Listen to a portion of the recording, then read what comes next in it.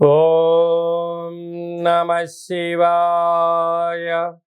ఓం నమో నారాయణాయ. కర్మ నరదృష్టి నివారణ సంచిత కర్మ ప్రారబ్ధ కర్మ ఆగమిక కర్మ దగ్ధ నివారణ తులాభార కాల భైరవాయ నమో నమః. ఓం దిగంబరాయ విద్మహే సింహవాహనాయ ధీమహి తన్నో సంహార కాల భైరవ ప్రచోదయాతు. ఓం శ్రీ మహాలక్ష్మీదేవ్యై నమోస్తుతే. హరి ఓం.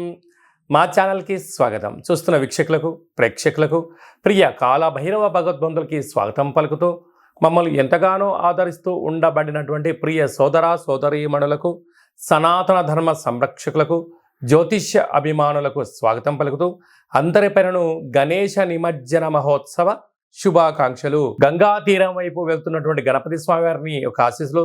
తండ్రి కైలాసం నుంచి వచ్చి మేము చేసిన పూజలంతను కూడా స్వీకరించి మమ్మల్ని ఏడాది వరకు సంపూర్ణ ఆయురారోగ్యాల చేత ఆశీర్వదించమని సాగర తీరం వైపు స్వామివారి వెళ్తూ ఉంటారు కనుక అందరూ స్వామివారి యొక్క ఆశీస్సులు పొందుదాం. అఖండమైనటువంటి అష్ట కష్టాలకు స్వస్తి పలుకుదాం.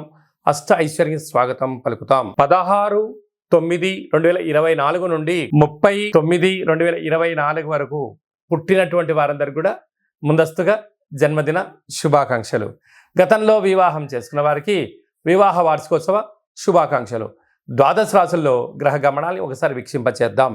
వృషభ రాశిలో దేవగురు బృహస్పతి శత్రుస్థానంలో సంచార స్థితి. మిథున రాశిలో కుజ భగవానుడు సంచార స్థితి. సింహరాశిలో బుధ భగవానుడు సంచార స్థితి. కన్య రాశిలో త్రిగ్రహ కూటమి రవి శుక్ర కేతు సంచార స్థితి. కుంభరాశిలో శని భగవానుడు స్వక్షేత్ర తిరోగమన వక్రగమన సంచార స్థితి. మీనరాశిలో రాహు సంచార స్థితిలో ద్వాదశ రాశుల్లో గ్రహ గమనాలు ఈ విధంగా ఉన్నాయి.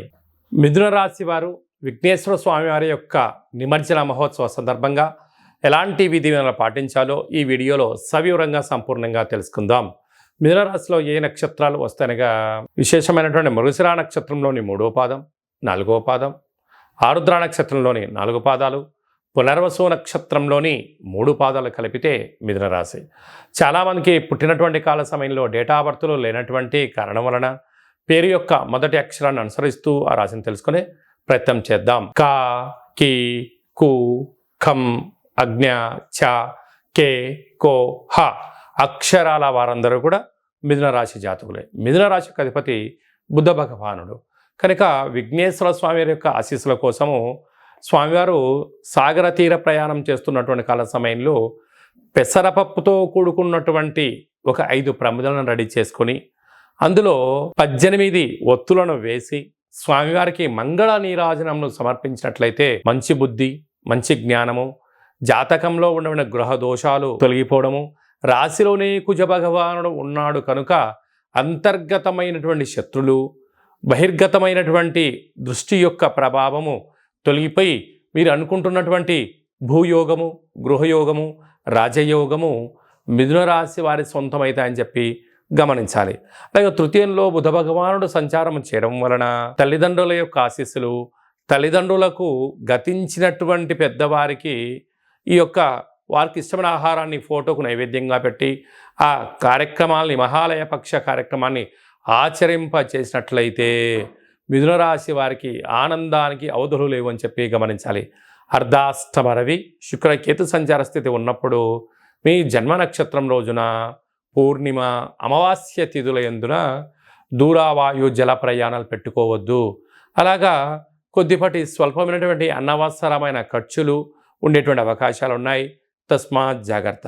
భాగ్యస్థానంలో శని భగవానుడు వక్రగమన సంచార స్థితి ఉన్నప్పుడు అన్యూన్యమైన గృహస్థాశ్రమ జీవితము, విలాసము, విందులు, వినోదాలు, తీర్థయాత్ర కార్యక్రమాలలో సకుటుంబ సపరివార సమేతంగా పాల్గొని ఆనందము మిథున రాశి వారి సొంతం అని చెప్పి గమనించాలి.